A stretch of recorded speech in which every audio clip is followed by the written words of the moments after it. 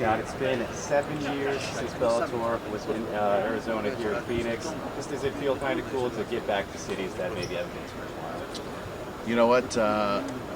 And I don't think we were here. I think we were at another location. You're at Grand Canyon University. Yeah, it's a much different fight, feeling. And these are much bigger fights. So to me, I've always loved this area. I've loved Phoenix. I always had some great fighters come out of here. And I said, let's go to Phoenix when Bader continued in the tournament. And Brenson's here, and Henry Corrales originally from here. It just made a lot of sense, and I'm glad we did it. And you got Benson and Maria Henderson fighting on the card. This is the second time, I believe, you've had a wife and the husband fight. The Kings were last time, I think. Are you becoming a couples therapist? What's going on here? You know what? Listen, she really wanted to do it, and we said, "Hey, let's do it. This will be fun. It'll be great. It'll be great." And Benson's in a tough fight. She's in a tough fight. You know, what they say, a family that kicks together sticks together. So there you go.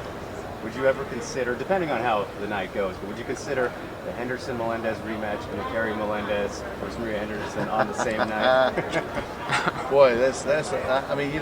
Gilbert's obviously. I think he's retired now, but you know what, Kerry. I think we're gonna have her start fighting in the beginning of the year. She's a talent, but Benson's wife is just an amateur, having her, I'm not sure how many fights she's had, but it's just she hasn't turned pro yet. So, let's give her a beat. Let's give her a little shot. You guys don't be too rough on her. In other news, you announced Cyborg's next fight taking on Sinead Kavanaugh in Florida. Was there any consideration to maybe put that fight in Dublin? There was, but the Dublin card was full, and we have such a great card there with Peter Queally. And now that Patricio gave up his belt, and that's going to be a title fight for Patricky and Queally, I think that's going to be a great fight. And then the undercard is, Patrick makes fighting Gallagher. I think that's going to be another great fight. So to add Cyborg on top of that, we thought that was like just a bit too much. So we said let's create another event. And Cyborg, she's been able to deliver. She's always been great for the sport, great for Bellator.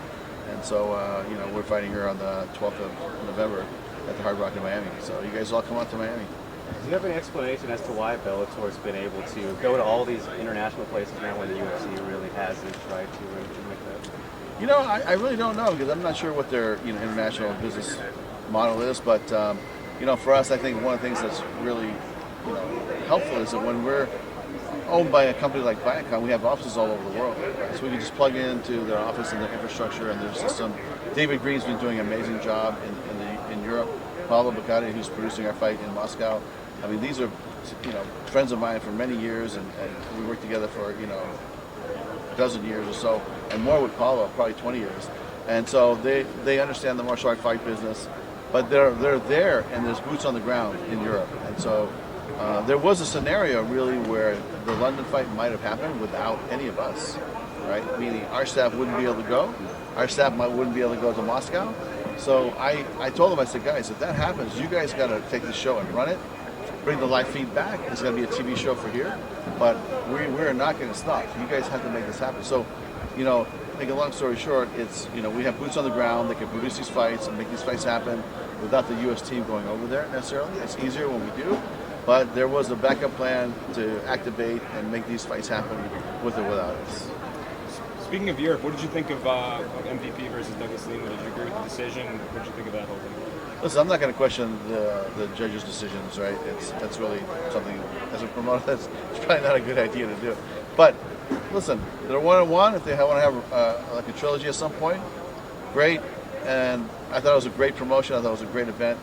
And it was quite a big show. So for me, it checked a lot of the boxes, and we'll definitely be back in London, and MVP will probably fight there sometime, March or April next year. So we'll keep that train going. Do you think that was enough for MVP to earn the next shot at Yaroslav Amosov, or do you guys have other plans? I mean, look at the rankings. He's the #1 contender, right? So he'll have the first shot. And I heard that there was talk about he wanted to fight Amosov, and then he wanted the strap. And then after he was like, I want a trilogy with. So we haven't figured that part out, and we'll probably address it with him. I wanted to give him a couple of weeks just to relax. Hey, go relax, go spend time with your family. That I heard that was the best training camp he'd ever had, and that he was in the best shape of his life. And that's a lot of sacrifice, these athletes go through when they're in that kind of shape training for a fight of this magnitude. So, we'll probably address that in the next week or so.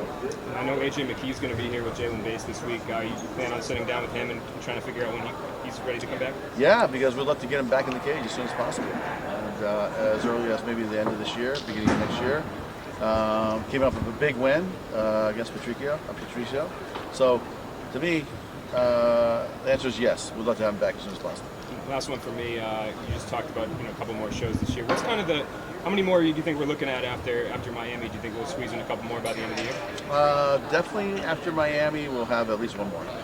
Yeah, one more fight here in the United States before the end of the year. Great, thanks. I think your last few Grand Prix, especially the Bellator one, I think fans were hoping to see the rematch between Rory and Lima in the finals. They wanted to see Fedor in the finals. They wanted Patricio, AJ, and it all worked out. And now this tournament, a lot of the big names are falling out. So how would you say this Grand Prix has gone compared to the other ones?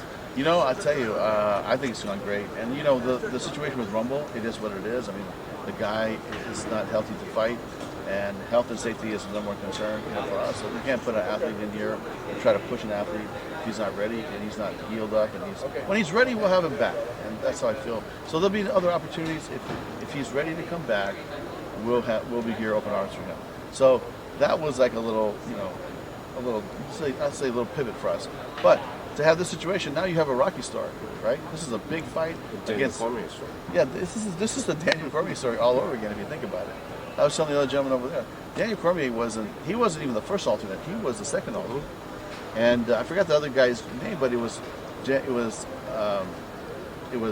Bobby Lashley and another gentleman that was the first alternate, and then Daniel was the second alternate. So to me, look at what happened with Daniel, and not to make this about DC because he's a great guy, but I want to talk about my guys, right?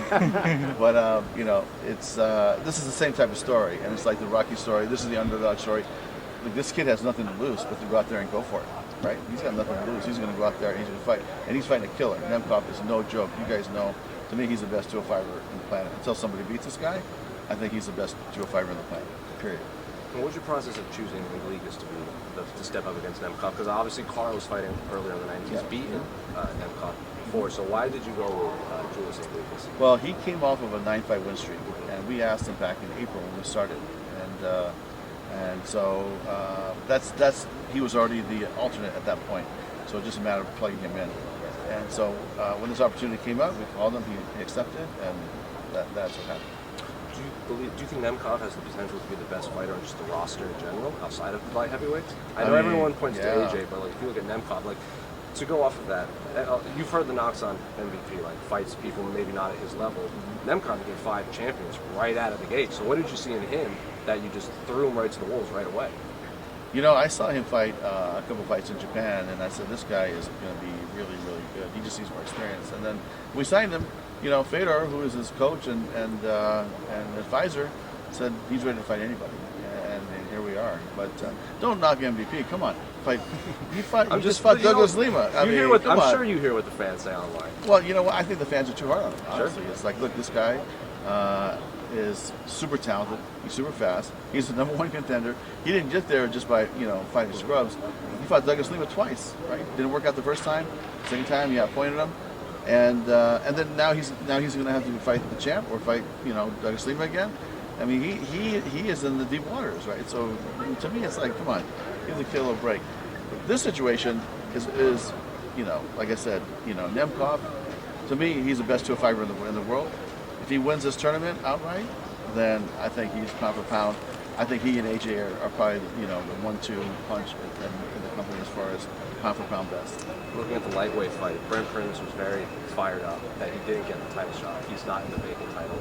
Benson's word, I don't have anything positive to say about not getting it. I'm not going to say it. They both seem a little confused that they weren't in it, so what do you say to that? Okay, listen, I get it, but the situation was, one of the situations was that when Patricio said, he's going to give up his belt, he was very specific, like, I'm giving up my belt for my brother to fight for the belt. So, listen, just keep winning. What I'll say is keep winning, and then you'll get your shot, right? This was not scheduled to be a title fight between Twili and Patricky. So, let that fight happen. beginning of the year, let's get it on. Whoever wins, let's get it on. So, there'll be opportunities. One last one for me. Are we getting any closer to an atomweight division? You know what? That conversation hasn't gotten too far yet in this company. We only have so many TV dates. I want to make sure that the amount of fighters that we bring on, that we can keep them busy and keep them active. And I think that it's possible, but it hasn't really got too much traction. All right, I guess one last one for me. But Horiguchi, we're getting towards the end of the year. You think he'll fight in Rising again before fighting in Bellator, or what are you thinking next? Well, I can tell you this. Horiguchi's next fight will be against a big. It'll be a big fight. It'll be here in the U.S. and it's going to be a great. I can't tell you what it is. It's going to be Is amazing. the last name We'll see. with Pettis? Oh, we'll see. We'll see. But it's going to be fun. It's going to be a lot of fun, and it'll happen here in the United States before the end of the year. Scott, is there a fight other than the main event or co-main that you're really looking forward to? Maybe one on the prelims? I'm looking forward to see Benson Henderson's wife, get on with that girl, see what happens. I mean, to me, it's like, that should be like a reality show, coming home and filling him out, and how was your day? And With kids? Yeah, it's it's just going to be, like I said, I really appreciate it because, it's really like a martial arts family to me, right? And so I really have appreciation for that. And to me, that's going to be interesting. So I definitely will be here to watch that fight. Was there a thought of having Nemkov hold off another month and fighting in Russia with Fedor? Not really. No, we felt that Nemkov could be here. Fedor, listen, that is probably the greatest Russian MMA fight card ever put together, right? Because you have Fedor fighting, on the card.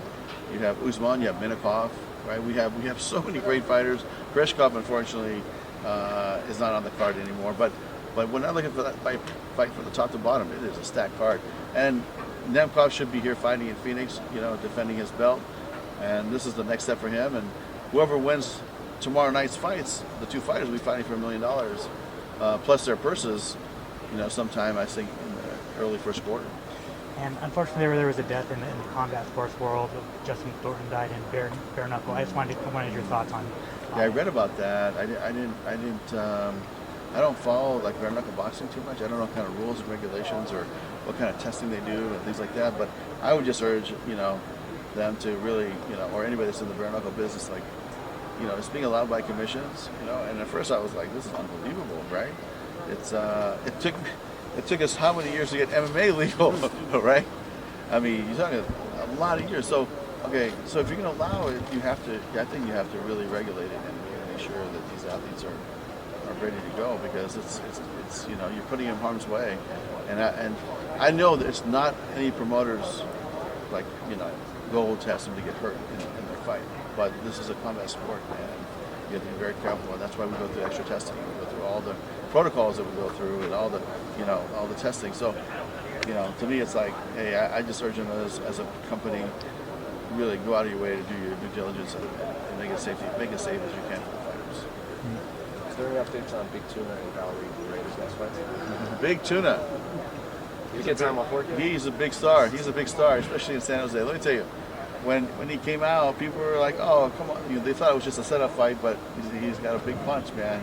He's a big star in San Jose. We're gonna bring him back over there and have a fight. But yeah, he told me he couldn't fight anymore because they're the ones stepping in the cage, right? And at the end of the day, if you don't love him for that, if you don't have respect for them, and you don't, then that's how you run your stuff.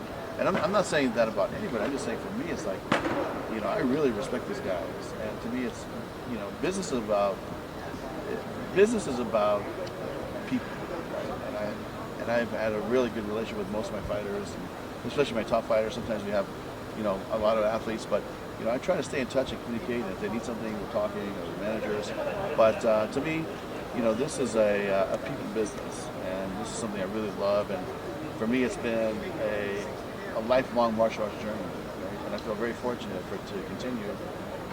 And we always try to find common ground with our guys, and it doesn't always work, right? And sometimes the stakes are high, and it doesn't always work.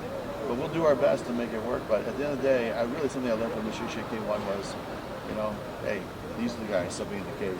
These are the warriors. We have to respect them as the samurai. So I said, okay, I got it, and I really try to implement that into my philosophy and of operating a fight company and having a business with a a relationship with the fighters and managers, and it's integrated into I think our company philosophy, to be honest, and not just with the fighters, but with the staff and with everybody. It's a good thing, I think. And Kai Kamaka III is once again under the Bellator banner. How excited are you to be working with him again? And what was the conversation like in re-signing him? Yeah, we talked to his manager, and he wanted to come back, and we said, hey, let's give him a shot. To me, I think he still has some fights left in him. I thought he was talented when he fought for us, and anybody could run into problems anywhere. And you have a little skid here, a little skid there, but let's see what he has left. We're going to give him an opportunity, and it's going to be up to him. He's going to definitely be thrown into some deep water right away, and if he performs, great. If he doesn't, then it's that's going to be something we'll decide, or we'll make some decisions at that time. But we're going to give him an opportunity for sure. And he's looking to return in December. Has there been any talks? Has there been any contracts sent to him in terms of finding him an opponent? Not that I know of. That's something you could ask Rich or Mike or Jane. Got it. Thank you. Okay, guys. Thank you.